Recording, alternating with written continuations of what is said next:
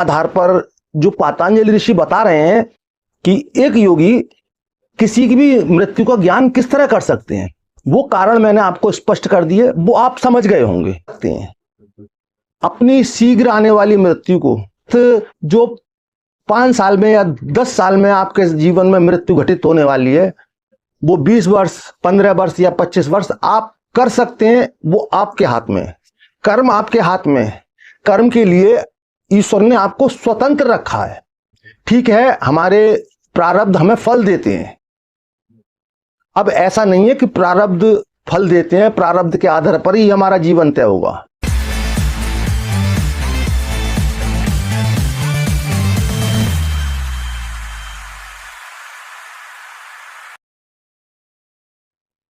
साथियों, मैं योगी हमदर्द गिरी आप सभी के अपने चैनल योगी हमदर्द गिरी में स्वागत करता हूं।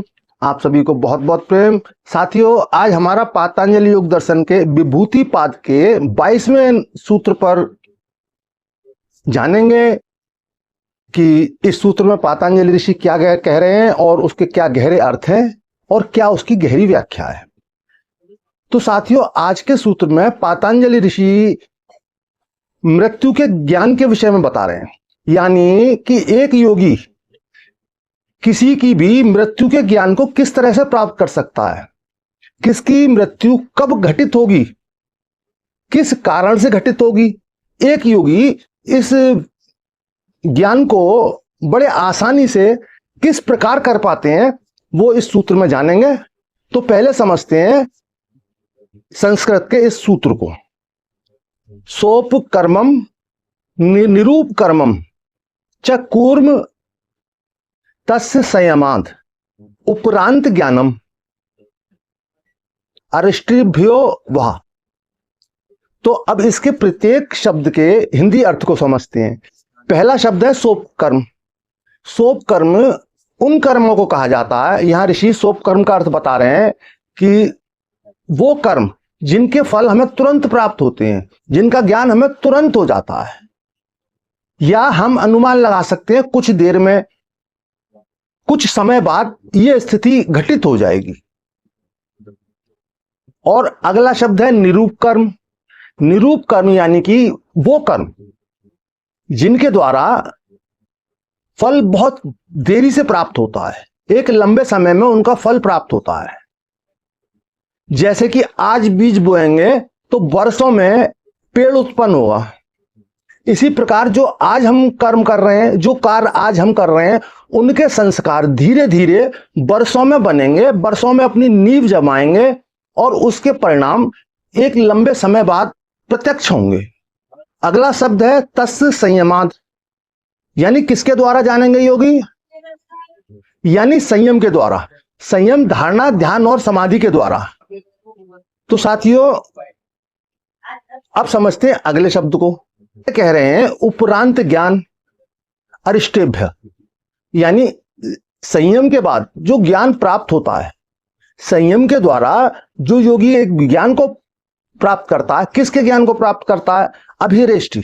यहां जो अभिरेष्टि कहा गया है वो मृत्यु सूचक शब्द के लिए कहा गया है, मृत्यु सूचक स्थितियों के लिए कहा गया है जो मृत्यु का ज्ञान देती हैं, जिन स्थितियों के कारण मृत्यु घटित हो सकती है। तो साथियों, अब इसकी हिंदी व्याख्या समझते हैं। अभी आप एक शोरूम में जाते हैं और नई गाड़ी निकालते हैं, बिल्कुल एक नई गाड़ी शोरूम से निकालकर लाते हैं। अब क्योंकि आपको चलाना नहीं आता, चलाना आता है लेकिन उतनी कुशलता से चलाना नहीं आता, और सीधे ही आप गाड़ी को ट्रैफिक में, भीड़ भाड़ वाली जगहों में या हाईवे पर डाल देते हैं, तो ये सोप कर्म के अंतर्गत आता है। इसमें तुरंत फल देने वाली स्थिति बनती है। इसके आधार पर तुरंत इसके जो परिणाम आने वाले हैं, एक योगी, एक सामान्य व्यक्ति भी इसको आसानी से समझ सकते हैं।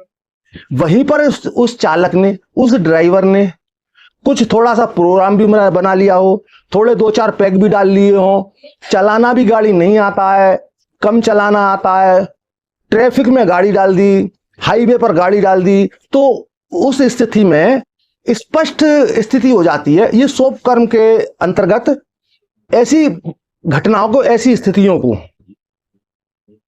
क्योंकि हमारा शरीर एक मशीन है, मशीन की ही तरह कार्य करता है। अगर हम इसे कुशलता से, सही प्रकार से हैंडल नहीं करेंगे तो उसके परिणाम, उससे आने वाली जो स्थितियां हैं के लिए पातंजलि ऋषि अरिष्ट भय जैसे शब्द का प्रयोग कर रहे हैं, यानी मृत्यु सूचक शब्दों का प्रयोग कर रहे हैं।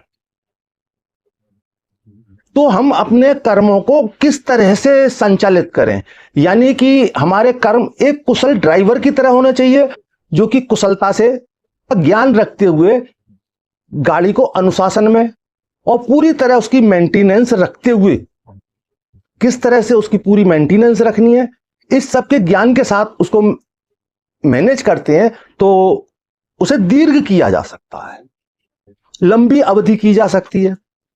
अब समझते हैं निरूप कर्म।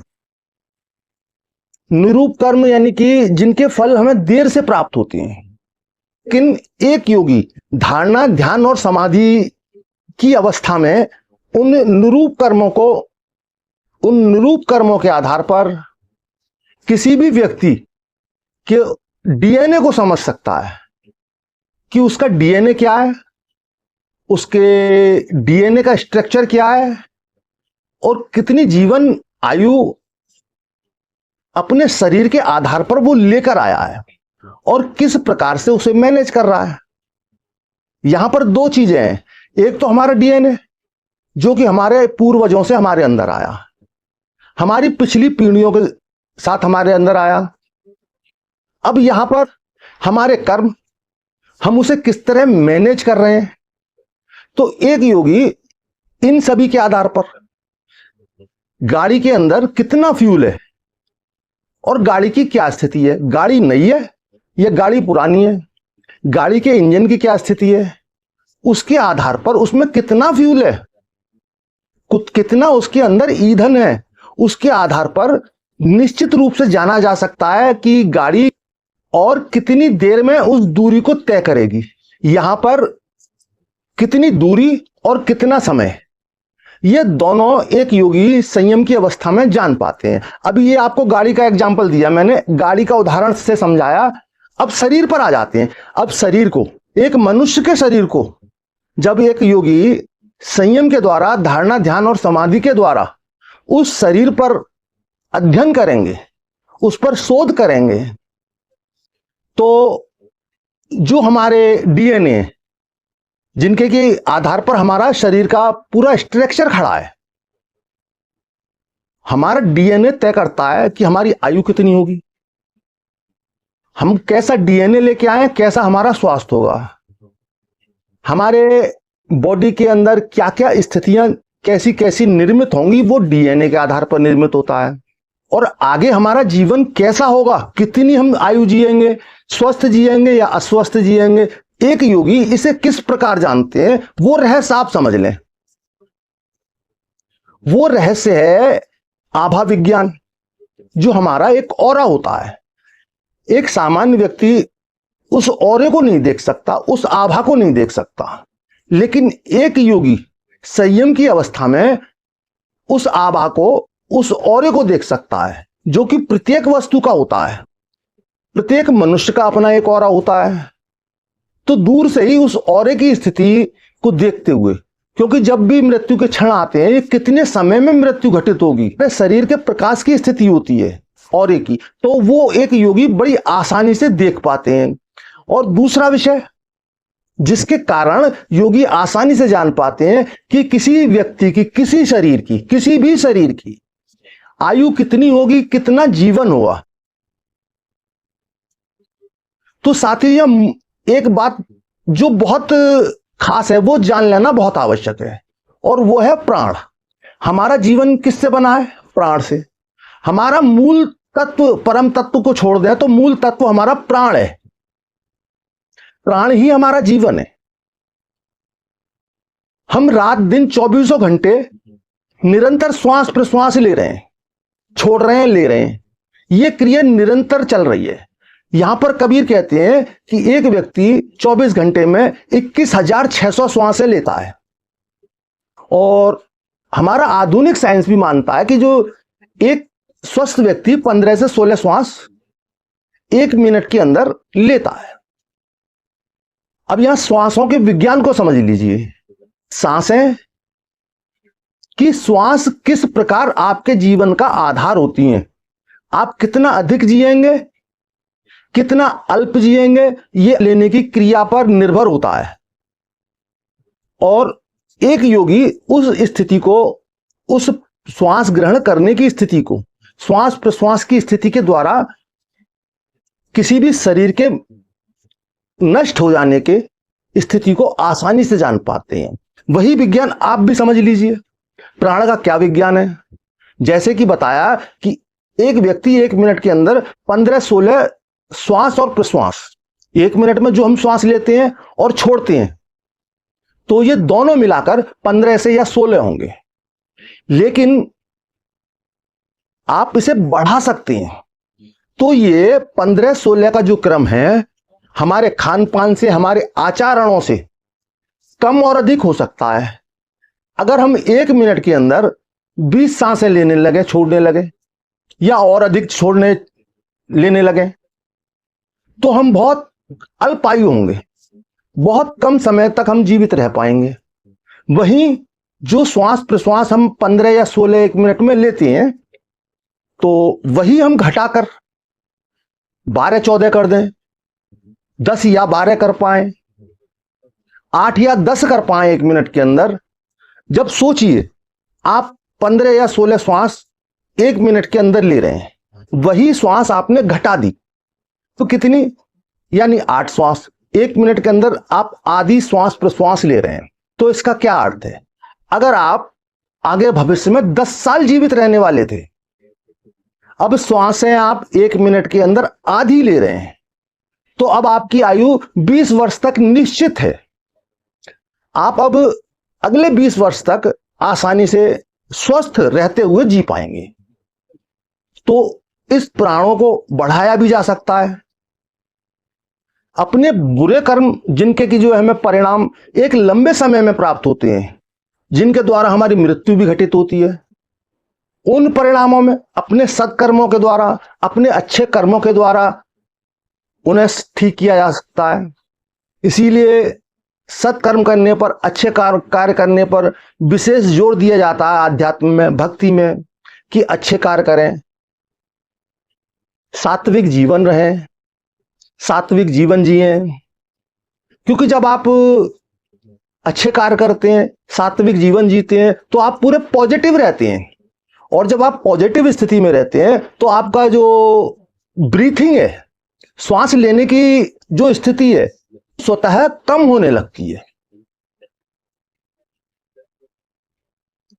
क्योंकि आप जितने अच्छे कर्म करेंगे, जितने पॉजिटिव होंगे, उतने आप संतुलित होंगे। और जितने आप गलत कर्म करेंगे, गलत कार्यों में लिप्त रहेंगे, दूसरे की बुराइयों में रहेंगे, दूसरे का बुरा सोचेंगे, तब उस स्थिति में आपकी श्वास प्रणाली स्वयं ही तेज हो जाती है। आपने देखा होगा जब आप क्रोध करते हैं तो आपकी सांस तेज तेज चलने लगती है। तो यहां पर क्या हो रहा है? आपके विचारों से आपके प्राण प्रभावित हो रहे हैं। तो सारे दिन हमारे माइंड में जिस तरह के विचार चलते हैं, अगर हमारे विचार स्थिर हैं तो हमारी श्वास स्थिर है। और अगर हमारे विचारों में बहुत तीव्रता है, जल्दी जल्दी हमारे विचार चलते हैं, तो यहां समझ लीजिए जब हमारे विचार जल्दी जल्दी चलेंगे तो हमारी श्वास भी तीव्र चलेगी, जल्दी जल्दी चलेगी। महसूस नहीं होता आपको, अगर ध्यान देंगे तो कर पाएंगे। और यहां पर एक क्रिया और घटित होगी। जिन लोगों के मस्तिष्क में बहुत कम विचार होते हैं और पॉजिटिव होते हैं, पॉजिटिव भावनाओं से भरे होते हैं, उनके श्वास ही स्थिर नहीं रहती। अरे श्वास का और हमारे नेत्रों का पूरा संपर्क है। क्योंकि जब भी हमारी श्वास बदलती है, तभी हमारी पलक झपकती है। इस चीज को गहराई से समझ लेना, एक बहुत गहरा साइंस मैं आपको बता रहा हूं। तो जब हमारी श्वास जरा भी अस्थिर होती है, बदलती है, हम एक श्वास से बदलकर दूसरी श्वास लेते हैं, तुरंत उस समय हमारे विचार परिवर्तित होते हैं। विचार हमारा एक नहीं रहता।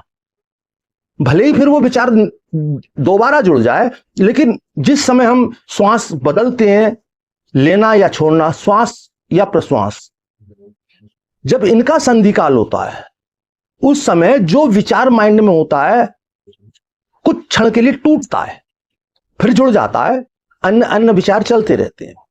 अब आप स्वयं से, यहां मैं आपको तकनीक दे रहा हूं, ये इसके आधार पर जो पतंजलि ऋषि बता रहे हैं कि एक योगी किसी की भी मृत्यु का ज्ञान किस तरह कर सकते हैं, वो कारण मैंने आपको स्पष्ट कर दिए, वो आप समझ गए होंगे कि आप अब और आगे समझ जाएंगे।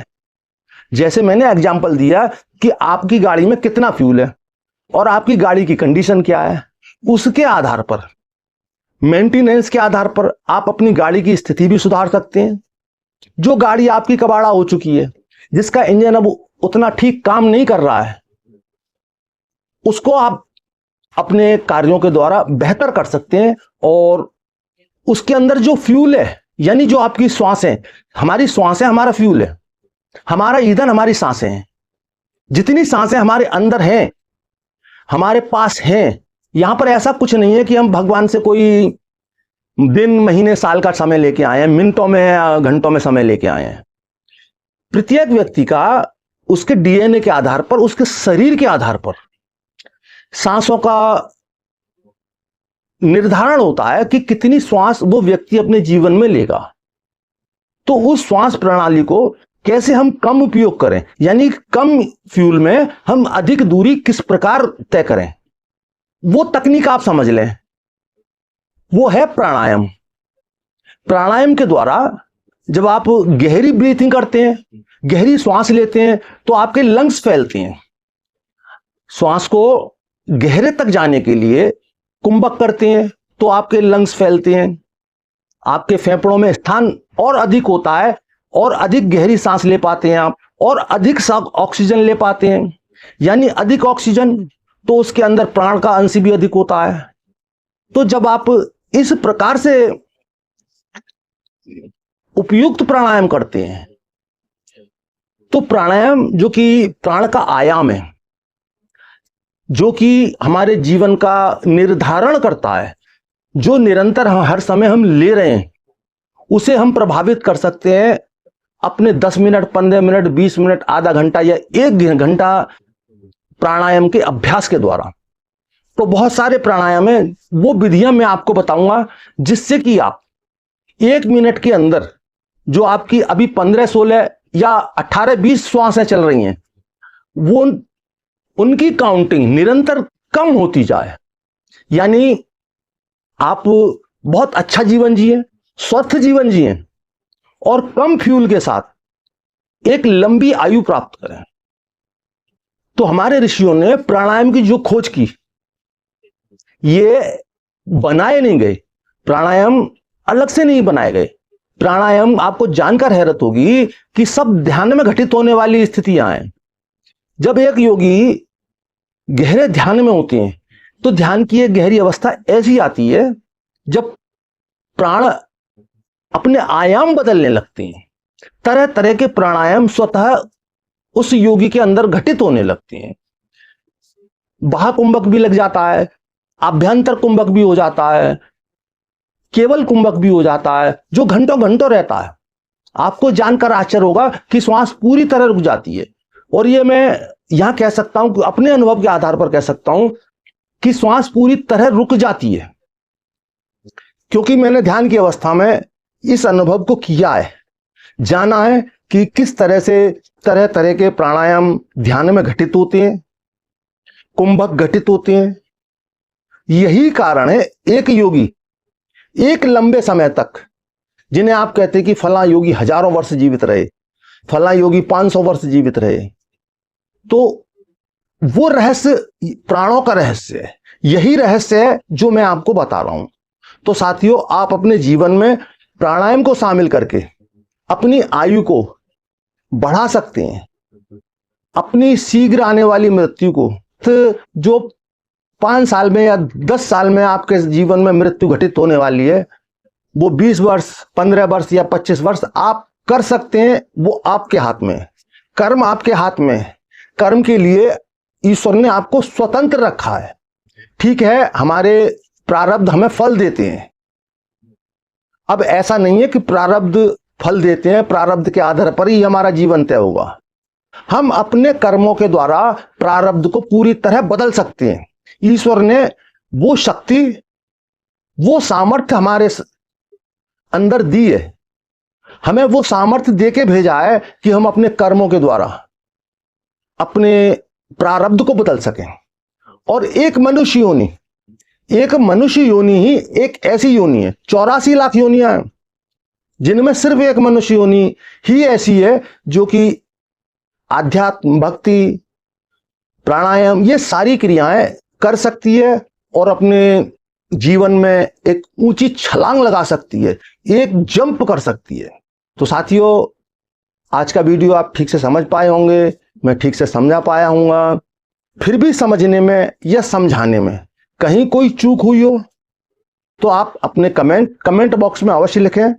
समझना बेहद आवश्यक है, क्योंकि आप अपना समय इस चैनल पर दे रहे हैं और आपको बात समझना आए तो फिर मेरा बोलना व्यर्थ, आपका सुनना व्यर्थ। जब मैं आपको कुछ समझा पाऊं और आप कुछ समझ पाओ। मेरा प्रयास पातंजलि योग दर्शन को बहुत सरलता से समझाने का है। अभी तक मैं बहुत ही अधिक सरलता से इस विषय को आपके समक्ष रखता आ रहा हूं, जबकि यह विषय बहुत ज्यादा जटिल है। काफी लोगों ने इसकी व्याख्या और अनुवाद किए हैं, लेकिन मेरा प्रयास यही है कि मैं और अधिक सरलता से आपको इस विषय को समझा सकूं, जिससे कि आपके जीवन में उपयोगी हो सके। आप साधना के पथ पर, आत्मविज्ञान के पथ पर आगे बढ़ सकें। तो इसी के साथ साथियों, लाइक करें, कमेंट करें, सब्सक्राइब करें। जिन लोगों ने सब्सक्राइब नहीं किया है वो सब्सक्राइब जरूर कर लें और बेल आइकन तो सभी दबा दें। बेल आइकन दबाने से क्या होता है, जब आप बेल आइकन दबाते हैं तो हमारी नोटिफिकेशन आपको सबसे पहले पहुंचती है और हमारा वीडियो आप आसानी से देख पाते हैं। अब होता क्या है कि YouTube का जो एल्गोरिदम है वो सर्च के आधार पर कार्य करता है और आजकल योग दर्शन जैसे विषयों को बहुत कम लोग सर्च करते हैं। आप जैसे साधक प्रवृत्ति के लोग बहुत कम हैं। धर्म, आध्यात्म की बात करने वाले बहुत हैं। भगवान कृष्ण ने भी कहा है कि मेरे विषय में बात करने वाले बहुत होंगे, लेकिन कोई बिरला ही मुझ तक पहुंचेगा। तो यहां पर जो भी लोग हैं बिरले लोग हैं। इसीलिए मैं इस सीरीज को बना भी रहा हूं, क्योंकि मुझे भीड़ से कोई लेना देना नहीं है। मुझे सच्चे साधकों से मतलब है, जो अपने जीवन में आत्म कल्याण करना चाहते हैं। मेरे लिए YouTube कोई पैसा कमाने का साधन नहीं है। मैं ज्ञान को आप लोगों तक पहुंचाना चाहता हूं कि आपका कल्याण हो, आप आध्यात्म के मार्ग पर अग्रसर हो सकें और अन्य लोगों को भी आप शेयर करें। तो साथियों, इसी के साथ आप अपने भौतिक जीवन में खुश रहें, मस्त रहें, तंदुरुस्त रहें, जीवन के सभी आनंद लें और आध्यात्म की ऊंची ऊंची अवस्थाओं को जानें, गहरी गहरी समाधियों को जानें, उच्चतम शिखरों को छुएं। इसी अभिलाषा के साथ, इसी कामना के साथ आप सभी को बहुत बहुत प्रेम।